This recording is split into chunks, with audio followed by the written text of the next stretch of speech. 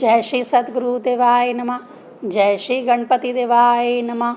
ओम नमः शिवाय। रुद्र संहिता पार्वती खंड 7वां अध्याय। ब्रह्मा जी कहने लगे, हे तात नारद, जगदम्बा ने जन्म लेकर साधारण कन्याओं के समान रुदन किया। उनके रुदन को सुनकर समस्त हिमाचल नगर में हर्षोल्लास छा गया। वह हिमाचल भी आनंदमग्न हो गए। नगर भर में उत्सव होने लगे, नित्य गीत हुए व वाद बजने लगे। हिमाचल ने शास्त्रोक्त विधि से जात कर्म किया व ब्राह्मणों को दान दिया। मुँह मांगी वस्तुएं प्रदान कर सबको प्रसन्न किया। शुभ समय में कन्या का नामकरण संस्कार हुआ। विद्वान व मुनियों ने कन्या का तारा, महाविद्या, काली आदि अनेक नाम सुझाए। हिमाचल को पुत्री अपने पिता के घर चंद्रमा की कला के समान वृद्धि को प्राप्त होने लगी। उसके शरीर व अंगों की शोभा चंद्रमा के समान दीप्त व कांतिमयी थी। अपनी सखियों के साथ विभिन्न प्रकार की क्रीड़ाएं करने लगी। उन्होंने अपना वास्तविक तेज को गुप्त रखा। कभी वह गंगा के किनारे मिट्टी से घर बनाती, तो कभी गेंद के साथ खेलती, तो कभी विभिन्न प्रकार के वेश बदलकर क्रीड़ाएं करती तथा समय आने पर गुरु के पास जाकर बड़ी तन्मयता से विद्या ग्रहण करने लगी। ब्रह्मा जी बोले, हे नारद, फिर एक बार तुम शिवजी की आज्ञा से हिमाचल के घर गए। वहाँ उसके घर आपका बहुत आदर सत्कार हुआ तथा अपनी कन्या पार्वती को बुलाकर हिमाचल ने उसे तुम्हें प्रणाम करने के लिए कहा। पार्वती के प्रणाम करने पर हिमाचल ने कहा, हे मुनिवर नारद, आप भूत, वर्तमान व भविष्य के ज्ञाता हैं। कृपया आप मेरी कन्या का भाग्य बताएं कि इसका पति कैसा होगा। तब तुमने पार्वती जी का हाथ देखकर कहा, हे शैलराज, आपकी कन्या का भाग्य बहुत उत्तम है। इसका पति योगी, नग्न, निर्गुण, काम वासना से रहित, माता पिता से रहित, अहंकार से रहित, आप पवित्र व साधु होगा।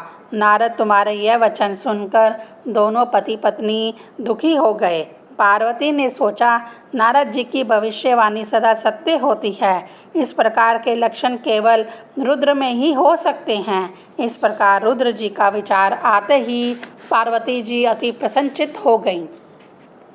उधर पार्वती जी के वर के अशुभ लक्षणों से युक्त जानकर हिमाचल ने नारद जी से कहा, इस दोष को दूर करने के लिए क्या उपाय करना चाहिए। नारद जी हिमाचल को समझाते हुए कहने लगे, जिन लक्षणों को मैंने आपसे अभी कहा वह सब रुद्र जी में ही प्राप्त होते हैं, किंतु भगवान रुद्र में यह अशुभ लक्षण भी शुभ कहे गए हैं, क्योंकि समर्थ व्यक्ति का अवगुण भी गुण के समान सुख देने वाला कहा गया है। अतएव आप अपनी पुत्री का विवाह उनके साथ ही कर दें।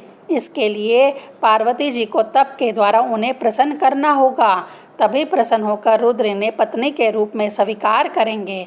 इस प्रकार पार्वती जी को तप करने का उपदेश देकर तुम वहाँ से चले आए। 8वां अध्याय। ब्रह्मा जी बोले, हे तात नारद, पार्वती जी के बड़ी हो जाने पर एक बार मैना ने अपने पति हिमालय के पास जाकर प्रणाम कर कहा, हे नाथ, हमारी कन्या पार्वती अब विवाह के योग्य हो गई है। अतएव आप किसी सुयोग्य वर के साथ इसका विवाह कर देना चाहिए। पार्वती के सुख के लिए वर का गुणवान होना आवश्यक है। हिमालय ने पत्नी के विचार जानकर उत्तर दिया, हे मैना, इसमें तुम्हें कोई संदेह नहीं होना चाहिए। नारद जी की भविष्यवाणी सत्य ही होती हैं।